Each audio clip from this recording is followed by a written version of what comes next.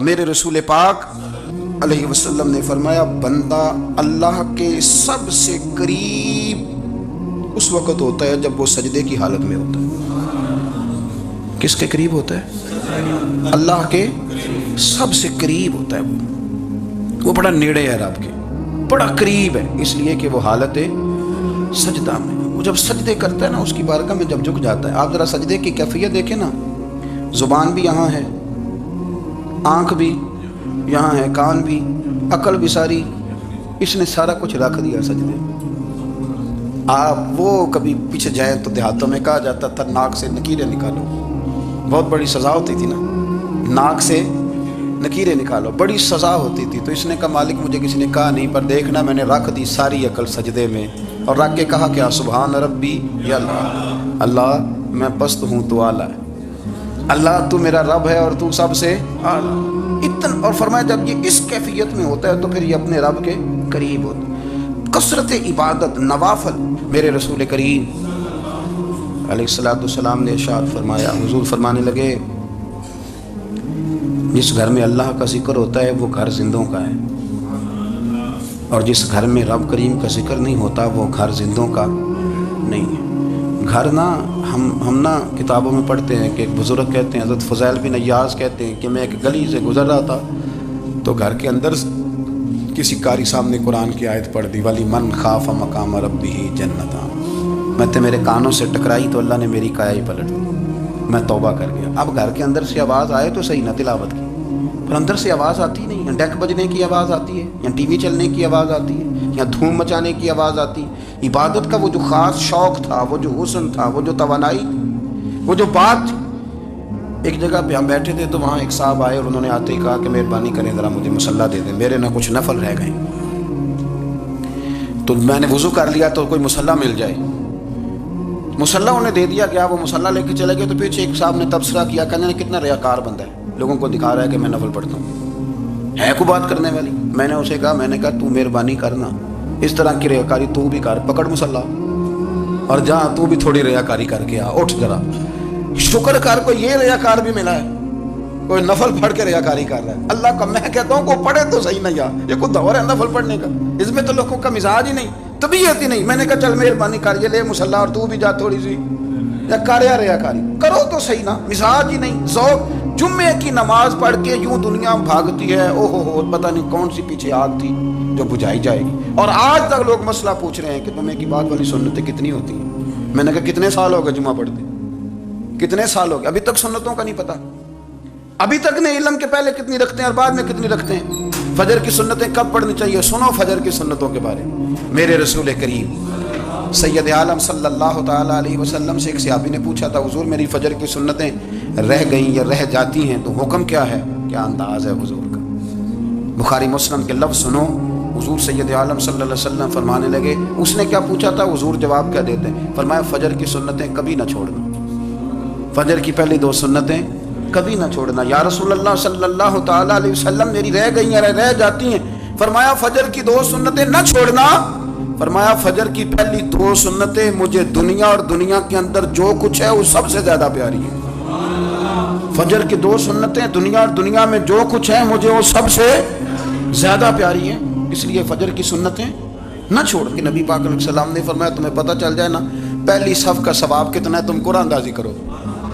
عمرے کی قرآن اندازی کا تو پوسٹر چھپتا ہے، تو یہ والی قرآن اندازی کب ہو رہی ہے، ہونی چاہیے کہ نہیں۔ حضور نے فرمایا تمہیں پتہ چلے کہ اس کا ثواب کتنا تو تم قرآن اندازی کرو، تم قرآن ڈالو۔ جب آپ نماز پڑھ رہے ہوتے ہیں، جب آپ کا مصلی آباد ہوتا ہے، صلاح الدین ایوبی ایک بزرگ سے ملاقات ہو گئی، بیت المقدس پر قبضہ تھا عیسائیوں کا، تو صلاح الدین بڑے پریشان تھے۔ بابا جی کہنے لگے پتر کیا ہوا، کہنے لگے حضور پتہ چلا ہے دشمن کے 2 بحری بیڑے اسلحہ لے کے آ رہے، مسلمان پہلے ہی کمزور ہیں، اور اب اگر 2 بحری بیڑے اور آ گئے تو حضور مسئلہ بن جائے گا۔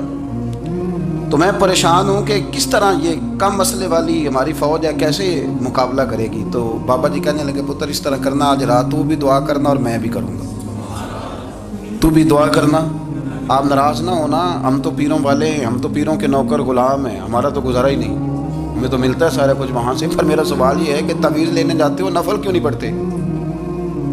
رات اللہ اللہ کیوں نہیں کرتے؟ یہ بھی تو ہمارے بزرگوں کا ہی طریقہ ہے، انہوں نے تو ہمیں سکھایا ہے۔ صلاح الدین ایوبی سے بزرگوں نے کہا کہ رات آج نا اللہ اللہ کرنا تو میں تیرے لیے دعا کروں گا، تو بھی دعا کرنا۔ تو بندہ جب دکھی ہوتا ہے تو سجدہ کرتا ہے تو پھر ہی تو مصلی بھیگ جاتا ہے، پھر ہی تو مزہ آتا ہے۔ سکھی بندہ تو کعبے جا کے نہیں روتا، دکھی تھے، تکلیف تھی تو سر رکھا سجدے میں تو تڑپ گئے۔ اور وہ بابا جی کہتے ہیں میں مسجد آیا تو صلاح الدین چیخیں مار کے رو رہا تھا اور کہہ رہا تھا مالک میں کوئی اپنی شان کے لیے تو نہیں نہ لڑ رہا، اللہ کو میں کوئی قبضوں کے لیے تو نہیں لڑ رہا، مالک تیرے لیے لڑ رہا ہوں، مجھے بے آبرو نہ کرنا، میری مدد فرمانا۔ کہتے ہیں میں آیا تھا کہ مسجد میں دعا کروں گا، پر صلاح الدین ایوبی کو روتے دیکھا تو میں لوٹ گیا۔ تو سویرے صلاح الدین ملے تو بڑے خوش تھے۔ میں نے کہا پتر کیا ہوا؟ کہنے لگے حضور وہ بحری بیڑے دو آ رہے تھے نا اسلحہ لے کے، دونوں ڈوب گئے پانی میں ڈوب گئے۔ تو بابا جی کہنے لگے صلاح الدین وہ پانی میں نہیں ڈوبے، وہ تیرے آنسوؤں میں ڈوب گئے، وہ غرق ہو گئے۔ وہ جو تو نے مصلی بات کیا تو وہ تیرے آنسوؤں میں ڈوب گئے، وہ غرق ہو گئے، وہ تباہ اتنے قیمتی تھے تیرے آنسو کے بہا لے گئے دشمن کے بحری بیڑوں کو۔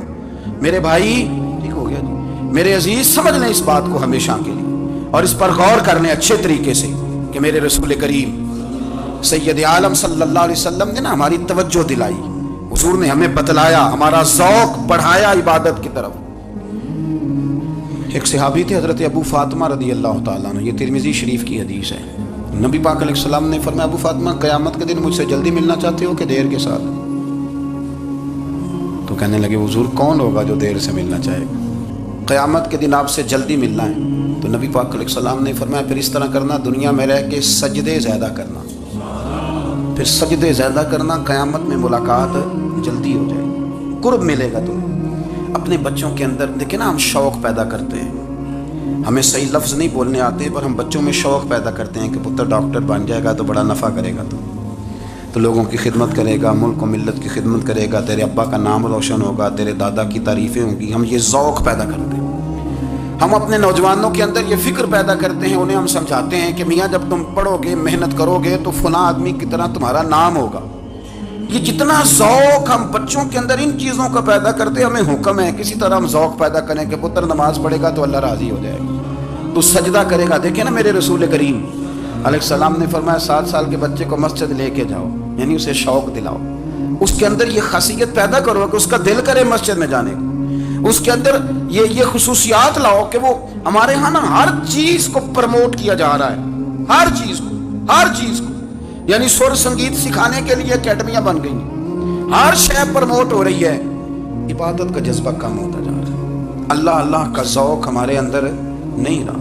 اور اتنا مشکل ہم نے اپنے لیے بنا لیا ہے کہ وہ بندہ جو بڑی زبردست مذہبی گفتگو کر رہا تھا اور تگڑی بات کر رہا تھا، کیا بات ہے، لیکن نماز کے بارے میں کمزوری دکھا جاتا ہے، نوافل کے بارے میں وہ چپکے سے نکل جاتا ہے۔ امام احمد بن حنبل رحمۃ اللہ تعالی علیہ،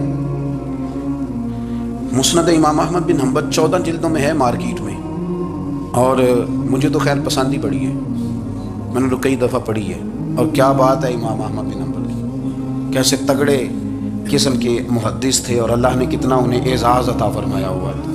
یہ کوڑے بھی کھاتے تھے دین کی خاطر، سارا کرتا لہو سے بھر بھی جایا کرتا، بڑا اعزاز والا شخص تھے، بڑے اعزاز والے، حدیثیں جمع کرنا، حدیثیں لکھنا، حدیث پڑھانا، سارا دن رہتے تھے۔ کہہ سکتے تھے کہ میں کر تو رہا ہوں کام، اور حدیث بھی موجود ہے کہ عالم عابد سے افضل ہوتا ہے، پر اس کے باوجود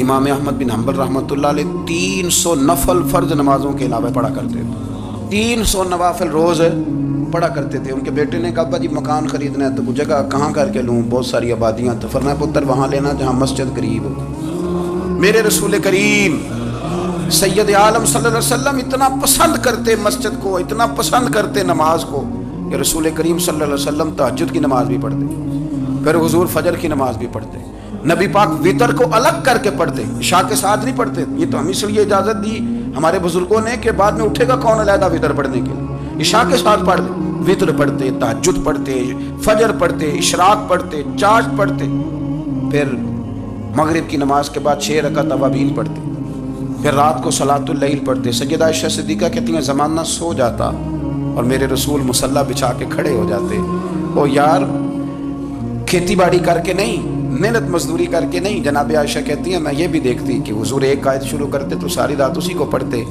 اور میری نظر جاتی تو قدم مبارک پہ ورم آ جاتا. یار نماز پڑھ پڑھ کے، اتنی مشقت کر کے، اتنی جد و جہد کر کے ورم آ گیا. یا رسول اللہ اتنی محنت کیوں کرتے ہو؟ فرمایا افلا اکون عبدا شکورا، کیا میں اپنے رب کا شکر گزار بندہ نہ بنوں؟ صحابہ کا ذوق عبادتوں کا، ریاضتوں کا، تلاوتوں کا، طبیعت ہے ان کی. وہ ایک دوسرے کو، حضرت مولا علی شیر خدا کرم اللہ تعالیٰ وجہ الکریم کے زمانے میں روم کے بادشاہ نے کہا یار یہ مسلمانوں کا پتہ تو کرو، یہ آخر کیوں اتنے زیادہ مجاہد ہیں. اس زمانے میں جاسوس بھیجنے کا مزاج تھا. اب تو جاسوس پکڑا جاتا ہے، اب تو جاسوس، اور جاسوسی کا شوق ویسے آج بھی ہے. عرض کروں تھوڑی سی بات اس عنوان سے. پتہ ہے کیا ہمارا مسئلہ ہے؟ ہم جہاں جاتے ہیں نا وہاں تھوڑی خوشبو سونگنے کی کوشش کرتے ہیں. وہ کیا ہے تو یہ کیا ہے تو ادھر کیا ہے تو تھوڑا سا ادھر کیا ہے. میرے رسول پاک پڑھیے درود شریف سارے پڑھیے ذرا زور سے صلی اللہ تعالی. نبی پاک علیہ السلام نے فرمایا جاسوسی نہ کرنا ورنہ تم بندوں کو خراب کر دو. اور فرمایا اس طرح نہ ہو کہ تم کسی کے آپ کھول نہ نکلو تو تمہارے پہلے کھول جائیں. یہ جو ذوق ہے نا یہ ختم کریں، چھوڑیں. مطلب آپ کس چکر میں پڑے ہوئے ہیں؟ اتنی زیادہ توجہ کرنے کی کیا ضرورت ہے؟ کام سے کام رکھیں. اس میں بندہ تھوڑا سا نا آسان رہتا ہے. یہ جو بہت زیادہ ٹٹولنے والے لوگ ہوتے ہیں نا وہ بیچارے پھر عمر ٹٹولتے ہی گزار دیتے ہیں، اس لیے کہ مزاج ہی بہت پکا ہے.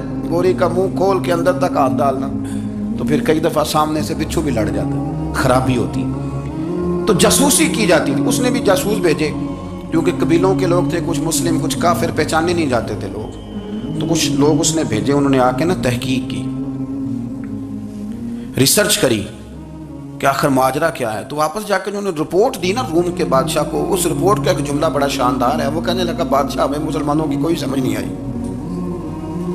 ہمیں کوئی سمجھ نہیں آئی. انہوں نے کہا کیوں نہیں سمجھ آئی؟ کہنے لگے یار عجیب بندے ہیں، جب رات مصلے پہ بیٹھتے ہیں تو یوں لگتا ہے ان کا دنیا سے رشتہ ہی کوئی نہیں، کوئی کسی کو نہیں جانتا. کوئی اپنے دکھ سنا کے رو رہا ہے، کوئی اپنی بات کر کے رو رہا ہے، لگتا ہے کہ ان کا کوئی رشتہ ہے ہی نہیں جب مصلے پہ بیٹھتے ہیں. اور فرمایا جب سویرے یہ جہاد کرنے نکلتے ہیں تو لگتا ہے ان سے زیادہ دلیر ہی کوئی نہیں. حالانکہ جو مسلوں پہ رونے دھونے کے لوگ ہوتے ہیں وہ کئی دفعہ جہاد میں کام نہیں کرتے، لیکن عجیب لوگ ہیں کہ رات کے راہب ہیں، دن کے مجاہد ہیں، کوئی سمجھ نہیں آتی. میرے عزیز ان لوگوں نے مسلح آباد کر کے رکھا، تلاوتیں ان کا ذوق رہی، منظر روز پڑھنا، اسباق پڑھنا، وظائف پڑھنا یہ ان کا ذوق رہا. شیخ شہاب الدین سہروردی رحمۃ اللہ علیہ اس پر ایک بندے نے اعتراض کیا. اس نے کہا جی آپ کس قسم کے صوفی ہیں، مرید بیٹھے ہیں اور آپ وہاں نفل پڑھ رہے ہیں.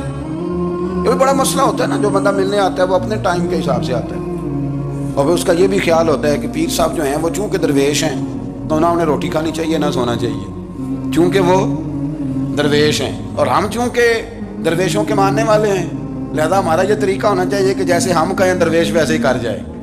حالانکہ جس کو آپ درویش کہیں گے آپ اس کی مانیں گے، آپ منوائیں گے نہیں، ہمارا مزاج ہوتا ہے. شیخ شہاب الدین پر لوگوں نے اعتراض کی، حضور لوگ ملنے آئے ہیں، زیارت کرنے آئے ہیں، بندے دعا کرانے آئے ہیں، اللہ اللہ کرانے آئے ہیں اور آپ نفل پڑھ رہے ہیں. کیا جملہ ہے، کیا حسن ہے، کیا خوبصورتی ہے. فرمانے لگے رب رسول سے مانگنے کے لیے مصلی بچھایا ہے، اگر وہاں سے مانگوں گا نہیں تو تمہیں دوں گا کیا؟ پہلے مجھے کچھ لے تو لینے دو، اگر میرے پلے کچھ ہے ہوگی تو آگے دوں گا نا. تو میں مانگنے گیا تھا کہ یا اللہ دے، تیرے بندے لینے آئے ہیں، دے تو میں کچھ لوں گا تو آگے دوں گا نا. لیکن ہمارا یہ سٹیٹس، یہ مزاج، یہ شعور نہیں ہے. گپیں، کہانیاں، داستانیں، گفتگو، خطابت، واز، کیا بات. لیکن اگر کچھ کرنے کا کام ہو تو وہ نہیں ہم سے ہوتا. میرے نبی کریم علیہ الصلوۃ والسلام نے مصلی سے دل لگانے کا درس دیا، حضور نے توجہ دلائی. صحابہ اس ذوق کے حامل لوگ تھے، وہ کوشش کرتے تھے. جناب صدیق اکبر رضی اللہ تعالیٰ عنہ کا عبادت کا مزاج ہمیشہ قائم رہا. حضرت عمر فاروق ساری رات اللہ کے حضور کھڑے رہے. حضرت عثمان غنی رضی اللہ تعالیٰ عنہ عشاء کی نماز پڑھ کے 2 رکعتوں کی نیت باندھتے تھے، 15 سپارے پہلی رکعت میں پڑھ دیتے تھے اور 15 سپارے قرآن مجید کے دوسری رکعت میں پڑھ دیتے. آپ نے نا حضرت عمر فاروق کے وصال کے بعد ان کی ایک بیوہ سے نکاح کیا.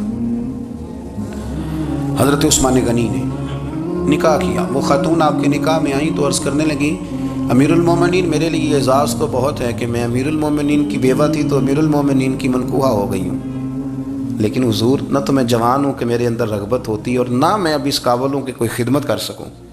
میرے ساتھ نکاح کی وجہ کیا بنی؟ تو عثمان غنی رو پڑے. فرمانے لگے میں نے عمر فاروق کو مسجد میں اپنے رب سے ڈرتے ہوئے دیکھا ہے، میں نے اسے روتے ہوئے دیکھا ہے، عدل کرتے دیکھا ہے، انصاف کرتے دیکھا ہے، امت کی خیر خواہی کرتے دیکھا. تمہارے ساتھ نکاح اس لیے کیا ہے کہ تم مجھے یہ بتاؤ کہ عمر فاروق گھر کے اندر اپنے رب کو کیسے راضی کرتے تھے، گھر کے اندر کیسے راضی کرتے تھے، وہ طریقے بتلاؤ، تم بتاتی جانا اور میں بھی اسی طرح گھر میں عبادت کروں.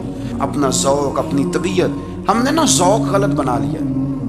اگر 20 بندے کہہ بھی دیں گے تو نے بڑی شاندار تلاوت کیا تو کیا اس سے بنے گا؟ 100 بندہ کہہ بھی دے تیری کیا بات ہے، کیا بات ہے نعت خان کی، کیا بات ہے علامہ صاحب کی، پیر صاحب کی، پیر مہر علی شاہ صاحب رحمۃ اللہ علیہ. آپ تشریف فرما تھے تو آپ کے ایک ہی بیٹے بابو جی جن کو کہا جاتا ہے، جس دن صاحبزادے پیدا ہوئے تو خادم نہ وہاں سے نکلا. ان لوگوں کے شوق اور طرح کے تھے نا، تو ان کی توجہ بھی اپنے شوق کی طرف رہتی. تو خادم نکلا اندر سے، پیر صاحب مبارک ہو، پیر صاحب مبارک ہو، پیر صاحب مبارک ہو، پیر صاحب مبارک ہو. شور کر رہا ہے تو پیر صاحب کو وجد ہو گیا، اللہ اکبر اللہ اکبر اللہ. وہ کیا ہوا، کس بات کی مبارک دے رہے ہو؟ عرض کی حضور اللہ نے بیٹا دیا ہے. تو آپ فرمانے لگے اچھا حضور آپ کیا ہوا، آپ تو پریشان ہو گئے. فرمانے لگے جب تو نے 3 دفعہ کہا نا مہر علی کو مبارک ہو تو میں سمجھا تھا شاید تجھے کسی نے بتا دیا ہے کہ مہر علی سے اللہ راضی ہو گیا. میں سمجھا تھا کہ شاید تو یہ خبر لے کے آیا ہے کہ کسی نے بتایا ہے کہ مجھے آج خبر ملی ہے کہ مہر علی سے رب اچھا پتر ہوا ہے. الحمدللہ اللہ کا شکر ہے. پر میرے لیے مبارک کا دن وہ ہوگا جب میرا رب کہے گا کہ میں مہر علی سے راضی ہوں، میرے محبوب کہیں گے کہ میں مہر علی سے. آپ بات کو سمجھیں، شوق ہی کسی اور طرف تھا، دل ہی کہیں اور لگا ہوا تھا، طبیعت ہی کہیں اور مائل تھی. کوئی وظیفہ پوچھتے تھے تو پڑھتے تھے وہ لوگ، کچھ اللہ اللہ انہیں بتائی جاتی تھی تو کرنے کا ذوق رکھتے تھے، طبیعت تھی، قائل تھے. حضرت ربیع کہتے ہیں میں بڑی دور سے سفر کر کے گیا حضرت اویس کرنی سے ملنے، بڑی دور سے. اور جب میں پہنچا تو فجر کا وقت تھا. تو حضرت اویس کرنی کو میں نے پا لیا تو وہ نماز پڑھ کے نا قرآن شریف لے کے بیٹھ گئے. فرماتے ہیں اشراق چاشت کا وقت ہوا تو نفلوں کی نیت باندھ لی. محدث ابن الجوزی نے لکھا ہے، فرماتے ہیں پھر جب سوال کا وقت ہوا تو مسجد میں جھاڑو دینے لگ گئے. زور کی نماز پڑھ کے تو عصر کی تیاری تک وہ مسجد میں بیٹھے رہے.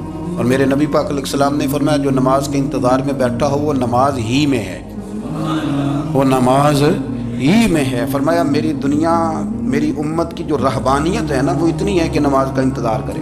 اذان کے بعد نماز کا یہ راہب ہے، یہ اس وقت چھوڑ کے بیٹھے ہیں سارا کچھ. فرماتے ہیں عصر تک انہوں نے اللہ اللہ کی، پھر مغرب تک کی، عشاء کی نماز ہوئی تو نماز پڑھی تو وہ تھک گئے. اب مجھے وہ فارغ ہوں مصلی چھوڑے تو میں ملاقات کروں نا. یہ آپ حیران نہ ہو کہ اتنی دیر بندہ کیسے اللہ اللہ کر. ہم نے کی نہیں نا اس لیے ہم پریشان ہیں. جو عادی ہوتے ہیں وہ کر بھی لیتے ہیں. وہ یہ کام میری بات کی سمجھ آ رہی ہے؟ جب جاتے ہو کسی دفتر میں تو 8 گھنٹے کھڑے رہ لیتے ہو نا، مجبوری ہوتی ہے تو کھڑے رہا جا سکتا ہے. پاسپورٹ کے دفتر بولیے، امیگریشن کی لائنوں میں، اور میں نے تو ایمبیسیوں میں بندے 12 گھنٹے پہلے جا کے کھڑے دیکھے، رہ لیتے ہیں کھڑے. تو اگر ان کاموں کے لیے رہا جاتا ہے تو اللہ رسول کے لیے بھی کھڑے رہا جا سکتا ہے. تو فرمانے لگے کہ جب عشاء کی نماز کے بعد آخر انسان تھے، تھک گئے، نیند کا غلبہ ہوا تو تھوڑی ایسے آنکھ بند ہوئی تو کھلی تو رونے لگے. حضرت ویسے کر دیا، رو کے کہنے لگے مالک مجھے غافل تو نہ کر، ابھی میں نے کیا بھی کچھ نہیں، دن ختم ہو گیا، کوئی نفل نہیں، کوئی اللہ اللہ نہیں، اللہ مجھے غافل نہ کر، میری مدد فرما. فرماتے ہیں جب وہ روئے تو میرے ساتھ جو شخص تھا میں نے کہا اٹھو چلیں. کہنے لگا حضور ملنا نہیں. فرمایا جو میں لینے آیا تھا وہ مجھے مل گیا ہے، جو میں ان سے سیکھنے آیا تھا وہ مجھے نصیب ہو گیا، اب اور میں نے کیا لینا، ختم ہو گئی بات، اٹھو چلیں.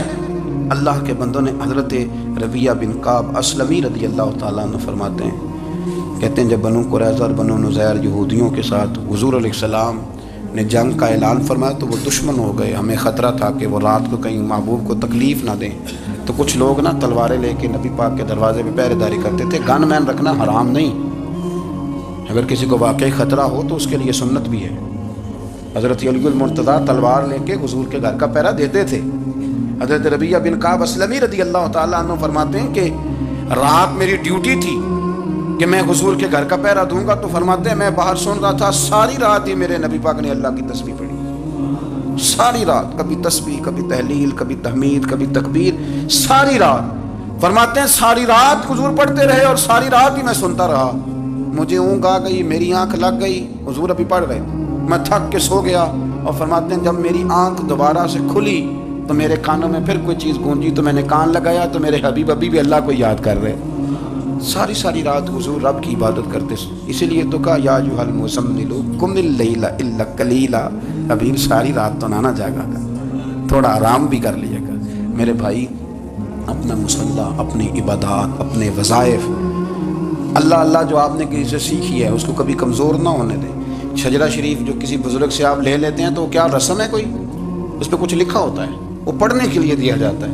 اس پہ لکھا ہوتا ہے کہ یہ اللہ اللہ آپ نے کرنی ہے. ساری زندگی کسی اسکول میں داخل ہو گئے اور وہاں جا کے آپ نصاب ہی نہ پڑھیں, کتاب ہی نہ کھولیں تو پاس ہو جائیں گے؟ تو کہتے ہیں میں 20 سال جاتا رہا ملا کچھ نہیں. تو آپ نے لیا کیا ہے؟ ایک اتنی سی کتاب تھی, اس کو تو کھول کے آپ دیکھ نہیں سکے, اس کے وظائف تک تو رسائی نہ ہوئی. اس لیے کہ اللہ اللہ کرنا مشکل ہے اور تصویر کھنچانا یہ آسان کام ہے. تو جو آسان ہے اس طرف ہماری توجہ لگی رہتی ہے اور جو مشکل ہے اس طرف ہم ذوق پیدا نہیں کرتے. یا ایھا الناس اعبدوا ربکم الذی خلقکم والذین من قبلکم لعلکم تتقون. اے لوگوں, اس رب کی عبادت کرو جس نے تمہیں پیدا کیا اور تم سے پہلوں کو پیدا کیا. اس لیے عبادت کرو کہ تم پرہیزگار ہو جاؤ گے. مالک سمجھنے کی توفیق عطا فرمائے.